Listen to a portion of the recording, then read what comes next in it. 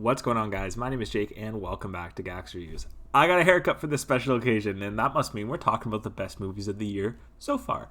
We're a little bit almost done July. Figured we're pretty much halfway through. Why not give you my 5 favorite movies? And I got some announcements before we get into this. First off, this is only 5 films. Usually, you see top 10s and these types of things. Not a lot of movies that came out this year. So I thought, in the interest of saving those, probably towards the end of the year, because I don't know how much is going to shift around considering how much we get in the future. I'm only going to give you my top 5. Aside from that, there's 2 movies in my top 5 that aren't categorized as this year movies or something to it. So 1917 actually came out in Canada for this year, so it's a 2020 film here. Obviously, it was considered a 2019 film for the Oscars and everything, so that's not on my list. That would be in my top 5 if it was. As well, Hamilton, which I have discussed at in length in my review. If you want to know what my favorite movie of the year is, it's Hamilton. That's right off the bat. That is not included in this list. This is just 5 pure movies because that was more of an event, and I figured, what the hell? It's its own thing. I'd rather talk about the 5 actual movies. So that's my favorite movie, but we're going to get into, or 5 favorite event, I should say. We're going to get into my 5 favorite movies, not including those 2. Before we get started, though, with that, I want you guys in the comment section below, tell me what's your favorite movie of the year and what you think about these movies that I gave you. Yeah, let's get started with this right now. Coming in at number 5, we got Never, Rarely, Sometimes, Always. And you're probably going, Jake, what the hell is this movie? If you've never heard of this was actually directed by Eliza Hittman, and it stars some pretty unknown actors. And I think Sydney Flanagan, who plays the lead actress in this, gives a very raw and unapologetic performance for a movie that also is very raw and unapologetic. And those unknown actors are all so incredible. And at times, this film is very hard to digest. It's about a girl who is going through teenage pregnancy and wants to get an abortion, and the difficulties that comes with an abortion and trying to get out of town to try to figure out how she can do it without telling her mom. And her cousin comes on with her, and it's a very, very hard film to digest. There's a couple of scenes that made me really queasy watching this, but Hittman really handles this subject matter with such a grace and maturity to it that really you can't help but applaud. And I think that overall, usually these types of movies I'm not a huge fan of. There is something about this film that just capitalized me, from that material, from the direction, the stunning direction that they got, and the amazing performances. The guys in this films are assholes, and you're not supposed to care for them at all, and they just make the other characters so much more sympathy, and it builds and really has such an interesting story overall that I think this is one of the most underrated films of the year. And if you haven't heard of it, I think it's worth a shot. If you get queasy about this type of stuff, maybe watch it a little bit. Be wary of that going into the film, but I think that people really need to check this film out. I think it's severely underrated at the moment. Coming in at number 4 is Da 5 Bloods, the brand new film from Spike Lee. I guess the brand new joint from Spike Lee. This came out about a month ago. It feels like a lot longer than a month ago, but Da 5 Bloods, I've already talked about it on this channel, so I'm going to give it a little bit brief. It's such an original film, and I think this is one of the more original films that we've seen this year. Spike Lee always has a very interesting turn and always injects each of his film with such life that Da 5 Bloods is kind of different, though. The first half feels a little bit slower, and it just builds and builds and builds until it hits that moment that it just becomes such a wild ride and a rush of adrenaline, that one that I loved watching. I think Delroy Lindo is the front runner at the Oscars. He has such a raw performance and such a brilliant performance of a character that's going through PTSD.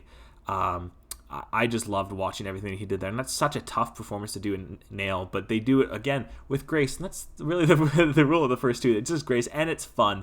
What else do you expect from a Spike Lee joint? They're really fun and original, and if you haven't seen Da 5 Bloods, it came out at the perfect time, talking about the Black Lives Matter movement, and a film that really is important to nowadays that everyone really should check out. Coming in at number 3 is Palm Springs. This is a film that came out earlier this month and stars Andy Samberg and Chris Melotti as well as J.K. Simmons, and it takes a very clever turn on the Groundhog Day formula, the repetitive day, living the same day over and over and over again.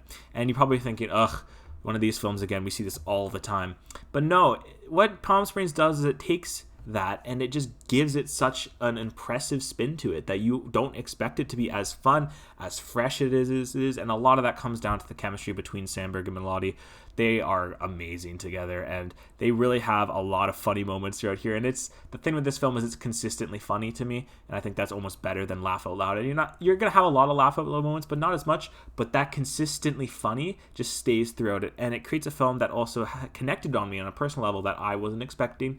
It's got a lot of humor. J.K. Simmons steals the entire movie. And I also talked about this on my channel. I'm going to link the link in the description if you want to hear a bit more. But Palm Springs, if you haven't checked out Palm Springs, you got to do yourself a favor and go check that out now. It's my favorite comedy pure comedy of the year.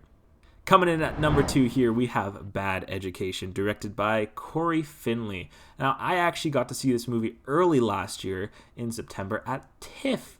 Yeah, that's right. I got to see an advanced screening of it with a Q&A with director Corey Finley and screenwriter Mike Makowski. I'm sorry if I butchered that name. I'm really sorry. And what's interesting about this is that Mike actually went to the school that this happened. This is embezzlement scandal that did happen. He was 13 when the scandal did happen. And he talked about the seismic events that this really did and how it shifted that scandal and how the small town still feels it to that day, because this was a man that everyone trusted and a school system that everyone trusted. And it's the first time that someone's taken advantage of it to that scale. And just watching that with that smart script that Finley does and his calm directing, that intrigue and quirky humor he's got throughout it sprinkled. And really, I think Finley is one of the better up-and-coming directors that we have. He's had 2 good movies now, Thoroughbreds and Bad Education. I think Bad Education's even better. And obviously, a lot of that comes from Hugh Jackman as Frank. He pulls off this character so well, that believability, and that you want to trust him, and then you don't trust him, but he still plays that so well. And this film is probably the most easily rewatchable film on my list. I've seen it twice now, and each time I've liked it a little bit more. And just, I love the pacing. I love the story. It's such an interesting story.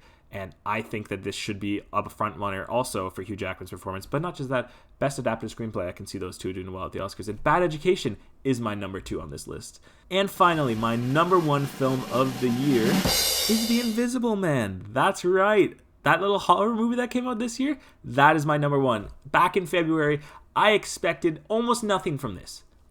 Usually, remakes of horror films are not that good. However, Leigh Whannell was attached to this thing, and I have been a fan of Leigh Whannell since Saw, since he did the Inceptions, his contributions to the Inception franchise. So I was a little like, what if this thing's good? And this is the biggest surprise to me, as the biggest surprise is the best movie of the year by far. But this is like the widest margin I have for it. I think that this is just an example of a remake done so well that just builds upon its source material and just skillfully explores the traumas of an abusive relationship. And of course, Elizabeth Moss is to be talked about in this. She gives my favorite performance of the year. I haven't really seen a lot of Moss before this film, and she's on my radar now as maybe one of the best pure actresses right now. Just the way she's able to explore that trauma and show it with just her facial expressions. And I love that Whannell used some really truly tense scenes by using negative space, and he's able to pan away just the negative when you like there's something there, and he does that quite a bit, and it builds such good tension. That opening scene is burned in my head. It's just shooting you straight into that film, and I knew from that point on that we were in for something special. And sure, this isn't a full horror film, it's more sci-fi, and it has a little bit of horror elements and thriller element more like it, but I think The Invisible Man is easily my favorite film of the year so far. It is tense, it's thrilling, it's exciting, and sure, can you guess where it's going? Probably. But it's about the journey that we get there. And I think that journey in between is really well done. There's some really nice moments in there too. And that is why The Invisible Man is my number 1 film of the year. And we'll see where that stands by the end of this year. Some stuff might shift around if we get Tenet coming out, which apparently is supposed to hit Canada on August 26th. So fingers crossed, please stay there. As well as other films if they're going to get delayed or not. This might shift a little bit, but that is my top 5 films of the year. And I want you guys in that comment section below let me know what is your favorite film of the year. And if you haven't already, smash that like button. Subscribe to me for more movie reviews and anything movie in between. And that about wraps up for this video. That was a nice little short video. I'm going to see you guys in the next one. Thanks for watching.